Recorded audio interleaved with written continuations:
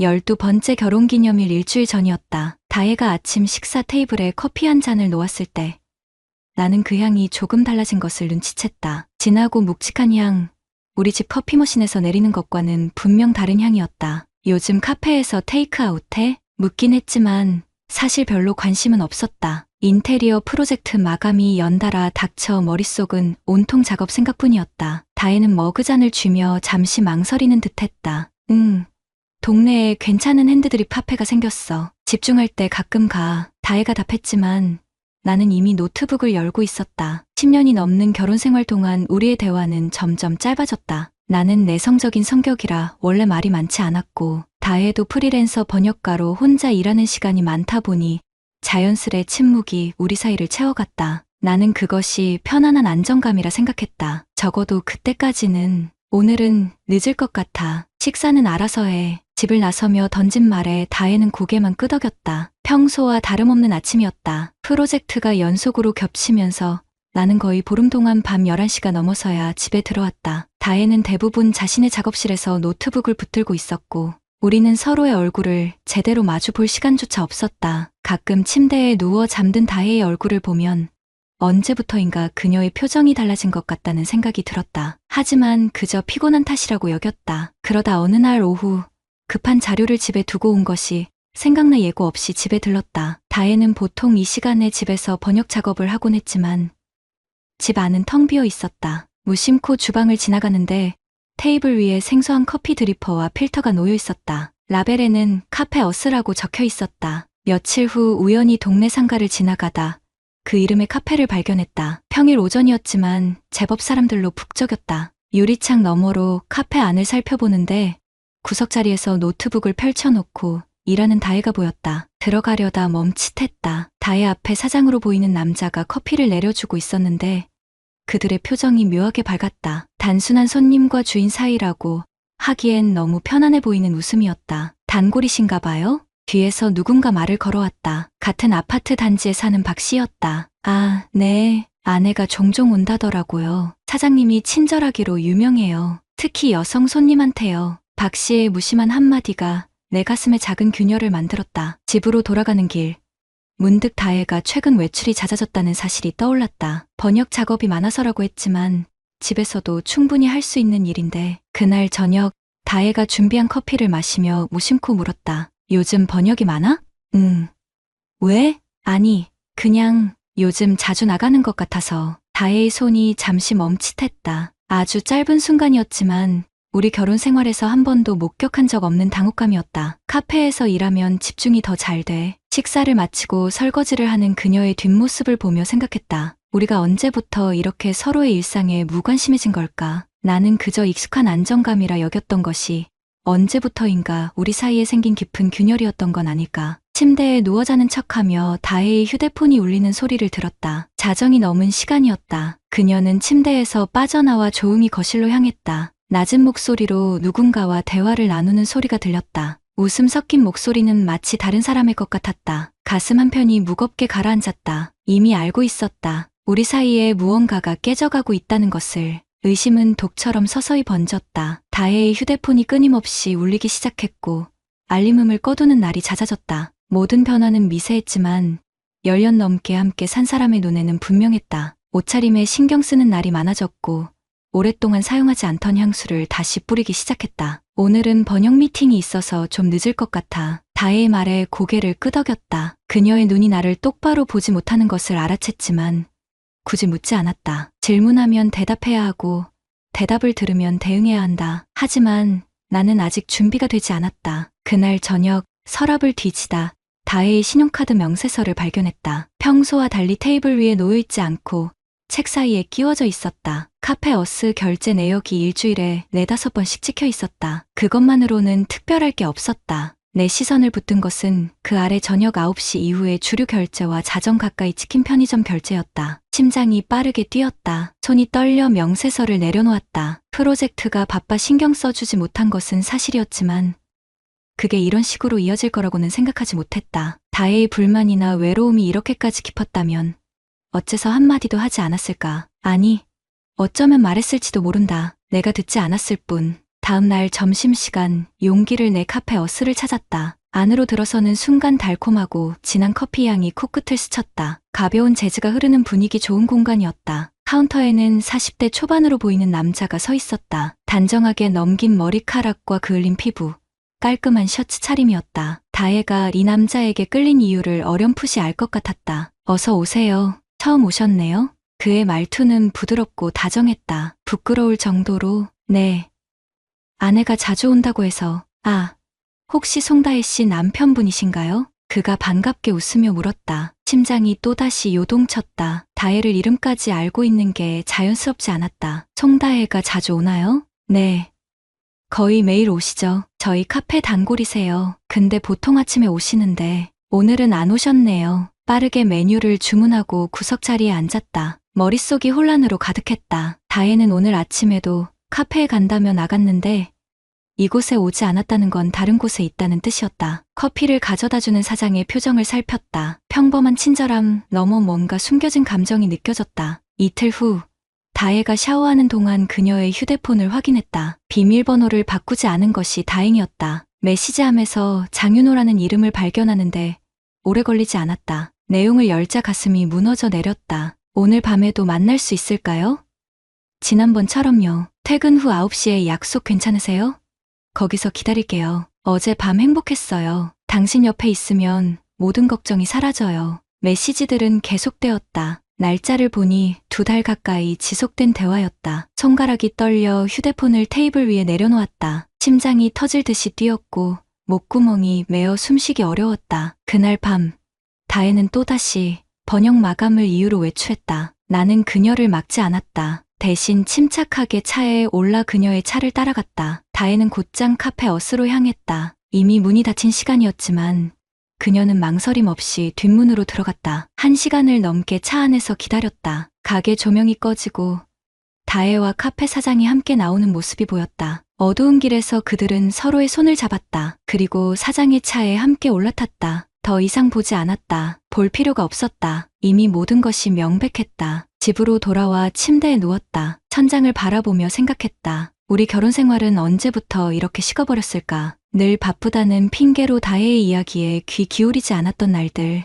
그녀의 작은 변화에 무심했던 순간들이 주마등처럼 스쳐 지나갔다. 분노보다 먼저 찾아온 것은 깊은 자책감이었다. 새벽녘 현관문이 열리는 소리가 들렸다. 발소리를 죽이며 들어오는 다혜. 불을 켜지 않고 화장실로 향하는 그녀의 뒷모습. 샤워하는 소리. 이 모든 소리는 너무 선명했다. 그리고 이제는 그 모든 것이 다른 의미로 다가왔다. 잠든 척 누워있는 내게 다혜가 다가왔다. 살며시 이불을 덮어주는 손길에서 낯선 향기가 느껴졌다. 그것은 우리 집의 향기도 그녀의 향기도 아닌 카페의 향기였다. 아침이 밝았다. 다혜는 평소와 다름없이 아침 식사를 준비했고 나는 평소와 다름없이 신문을 읽는 척했다. 표면적으로는 아무 일도 없었던 것처럼. 그러나 내 안에서는 분노와 배신감이 용암처럼 끓어올랐다. 입 안은 쓰디썼고 가슴은 무겁게 짓눌렸다. 오늘은 일찍 들어올 거야? 다혜가 커피잔을 내려놓으며 물었다. 그녀의 목소리는 평소와 같았지만 이제 내 귀에는 모든 것이 거짓으로 들렸다. 모르겠어.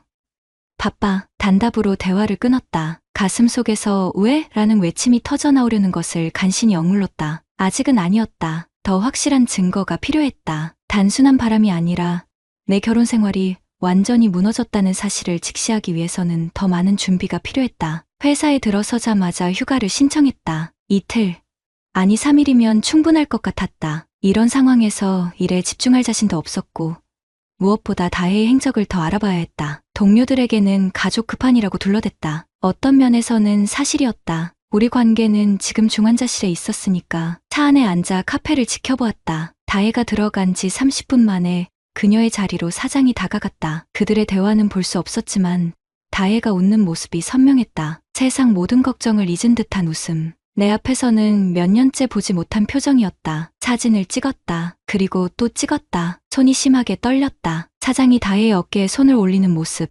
그녀가 그의 손을 잡는 모습. 단순한 고객과 사장의 관계가 아니었다. 사진을 찍으면서도 내 눈에서는 눈물이 흘러내렸다. 마치 다른 사람의 얼굴에서 흐르는 것 같았다. 집으로 돌아와 컴퓨터 앞에 앉았다. 2달치 다혜의 신용카드 내역을 다시 꼼꼼히 살폈다. 의심스러운 패턴이 하나둘 보이기 시작했다. 퇴근 시간 이후의 식당 결제, 주말 외곽 지역의 주유소, 그리고 가장 의심스러웠던 것은 모텔 체인점 결제였다. 한 번이 아니었다. 3번, 4번, 심장이 찢어지는 듯했다. 왜 이럴 수가 있지? 빈 방에 대고 소리쳤다. 분노가 폭발하듯 터져나왔다. 책상 위 물건들을 한쪽으로 쓸어버렸다. 화분이 바닥에 떨어져 깨졌다. 매일 아침 물을 주던 화분. 결혼 5주년 때 다혜가 선물로 준 그 화분이었다. 깨진 화분 앞에 무릎을 꿇고 앉았다. 흙 속에 묻힌 도자기 조각들을 하나하나 주워 담았다. 우리의 결혼 생활도 이처럼 산산조각 난 것일까? 손가락이 도자기 파편에 베었지만 그 아픔은 가슴 속 상처에 비하면 아무것도 아니었다. 저녁이 되어 귀가한 다혜는 내 손가락의 붕대를 보고 걱정스러운 표정을 지었다. 화분이 깨진 사실을 눈치챘을 테지만 아무 말도 하지 않았다. 그녀의 걱정 어린 표정이 위선처럼 느껴졌다. 이 얼마나 뻔뻔한 일인가. 내 등 뒤에서 바람을 피우면서도 표면적인 부부 행세를 이어가는 이중성이 치가 떨렸다. 다음 날 같은 아파트 단지에 사는 박 씨를 만났다. 의도적으로 그를 찾아간 것이었다. 저번에 카페 얘기하셨잖아요. 혹시 제 아내와 사장이 어떤 사이인지 아시는 건 없나요? 박 씨의 표정이 굳어졌다. 그는 잠시 망설이다 조심스럽게 입을 열었다. 사실 두 분이 같이 있는 걸 몇 번 봤습니다. 카페 뒷문으로 함께 나오는 모습을요. 밤이었고 더 말할 필요가 없었다. 박 씨의 표정이 모든 것을 말해주고 있었다. 그는 미안하다는 듯 어깨를 두드렸다. 증거가 필요하시면 제가 찍은 사진이 있습니다. 아내가 같은 입장이 될까 걱정돼서 그 사장 좀 의심스러워 지켜봤거든요. 그가 핸드폰에서 사진을 보여주었다. 다혜와 윤호가 카페 뒷문에서 키스하는 장면. 2달 전 찍힌 사진이었다. 2달 전부터 이미 그들은 그런 사이였던 것이다. 내가 일에 빠져 늦은 밤 귀가하던 그때부터 박 씨는 사진을 보내주겠다고 했다. 법적으로 대응하려면 증거가 필요할 거라며. 그의 말을 듣자 불현듯 상간자 소송이라는 단어가 떠올랐다. 연구한 적 있는 내 동료의 이혼 과정에서 들었던 용어였다. 적어도 위자료는 받아야 한다는 동료의 말이 지금에서야 실감났다. 집으로 돌아오는 길. 문득 다혜의 노트북이 생각났다. 번역가인 그녀는 모든 일정과 작업을 거기에 기록해두었다. 집에 도착해 그녀의 노트북을 열었다. 비밀번호는 여전히 우리의 결혼기념일이었다. 이 또한 얼마나 아이러니한가. 캘린더를 열자 번역 미팅이라는 일정이 반복적으로 표시되어 있었다. 모두 저녁 시간이었다. 놀랍게도 오늘 저녁에도 일정이 잡혀 있었다. 내가 두 눈으로 직접 확인해야 할 마지막 증거였다. 오후 내내 차 안에서 기다렸다. 다혜가 평소보다 신경 써서 차려입고 집을 나섰다. 그리고 예상대로 카페로 향했다. 카페는 이미 문이 닫혀 있었지만 뒷문은 열려 있었다. 1시간 후 그들은 함께 나왔다. 다정하게 손을 잡고 사장의 차로 향했다. 그리고 근처 모텔로 향하는 차를 따라가며 마지막 조각이 맞춰지는 것을 느꼈다. 이제 모든 것이 분명해졌다. 내 가슴 속에서는 분노가 슬픔을 밀어내고 결단이 망설임을 대체했다. 더 이상 도망치지 않을 것이다. 이제 우리는 마주해야 했다. 다혜와 나. 그리고 우리 결혼의 진실을. 집으로 돌아오는 길. 눈물 대신 차가운 결의가 내 안에 자리 잡았다. 충분히 지켜봤다. 이제는 행동할 때였다. 집에 도착해 다혜를 기다렸다. 2시간이 지나서야 현관문이 열렸다. 평소와 달리 거실 불을 켜놓은 채 소파에 앉아있는 나를 보고 다혜는 놀란 표정을 지었다. 늦었네. 담담하게 말했지만 내 목소리에는 얼음장 같은 냉기가 서려 있었다. 미팅이 길어져서 카페어스의 사장님과의 미팅이? 다혜의 얼굴에서 혈색이 빠져나갔다. 그녀의 눈이 커지더니 입술이 떨리기 시작했다. 아무 말도 나오지 않는지 그저 거기 서 있었다. 말해봐. 장윤호와 얼마나 오래 관계를 가졌어? 여전히 침묵하는 그녀를 향해 테이블 위에 증거들을 하나씩 늘어놓았다. 사진들, 카드 명세서, 메시지 캡처본. 증거를 볼 때마다 다혜의 얼굴은 창백해졌다. 재훈아, 난 그냥 뭐? 외로웠어? 내가 바빠서. 그래서 다른 남자 품에 안긴 거야? 목소리가 떨렸다. 참았던 분노가 터져나왔다. 소파에서 벌떡 일어나 그녀 앞에 섰다. 왜 말 한마디 없었어? 왜 내게 불만이 있으면 얘기하지 않았냐고. 주먹으로 벽을 내리쳤다. 통증이 손을 타고 올라왔지만 가슴의 아픔에 비하면 아무것도 아니었다. 다혜는 눈물을 흘리며 무릎을 꿇었다. 미안해. 정말 미안해. 난 그냥 내가 날 봐주길 바랐어. 윤호는 그는 날 봐줬어. 그녀의 말 한마디마다 가슴이 찢어지는 것 같았다. 내가 해줬어야 할 말들, 내가 보여줬어야 할 관심을 다른 남자에게서 찾았다니. 화가 났지만 동시에 내 책임도 있음을 부정할 수 없었다. 짐 싸. 당장. 오늘부터 내가 이 집에서 잘 자격은 없어. 다혜는 울면서 애원했다. 용서해달라고, 다시 시작하자고. 하지만 내 결심은 확고했다. 믿음이 깨진 관계에 미래는 없었다. 다음 날 아침 변호사 사무실을 찾았다. 이혼 전문 변호사였다. 모든 증거를 보여주며 상담했다. 상간자 소송도 가능합니다. 증거가 확실하니 위자료 청구는 충분해 보이네요. 변호사의 설명을 들으며 고개를 끄덕였다. 위자료 소송을 준비하기로 했다. 아내에게 이혼을 요구하고 카페 사장에게는 법적 책임을 묻기로 했다. 감정적으로 대응하기보다 법의 테두리 안에서 정당한 대가를 치르게 하는 것이 현명했다. 하지만 내 분노는 거기서 멈추지 않았다. 아파트 주민 커뮤니티에 글을 올렸다. 카페 어스의 사장이 기혼 여성을 상대로 불륜을 저지르고 있다는 내용이었다. 실명은 거론하지 않았지만 카페를 특정하는 것만으로도 충분했다. 며칠 사이에 그 글은 지역맘 카페까지 퍼졌다. 소송 준비가 한창이던 어느 날 카페 앞을 지나가게 되었다. 평소보다 손님이 현저히 줄어 있었다. 소문은 빠르게 퍼진 듯했다. 윤호가 나를 발견하고 카페 밖으로 뛰쳐나왔다. 이러지 마세요. 제발, 가게가 망해가고 있어요. 그의 얼굴에는 당혹감과 두려움이 가득했다. 이제야 자신의 행동이 어떤 결과를 가져오는지 깨달은 듯했다. 결혼한 여성과 불륜을 저지를 때는 그런 생각 안 했나 보네요. 담담하게 대답하고 돌아섰다. 뒤에서 그가 무릎을 꿇고 애원하는 소리가 들렸지만 돌아보지 않았다. 가슴 한편에서는 죄책감이 일었지만 또 다른 한편에서는 정당한 응징이라는 생각이 들었다. 소송은 예상대로 진행되었다. 변호사가 말한 대로 증거가 확실했기에 재판부는 빠르게 위자료 지급 판결을 내렸다. 3천만 원. 다혜도 자신의 잘못을 인정하고 이혼에 합의했다. 그녀는 눈물로 용서를 구했지만 내 마음은 이미 닫혀 있었다. 우리 다시 시작할 수 없을까요?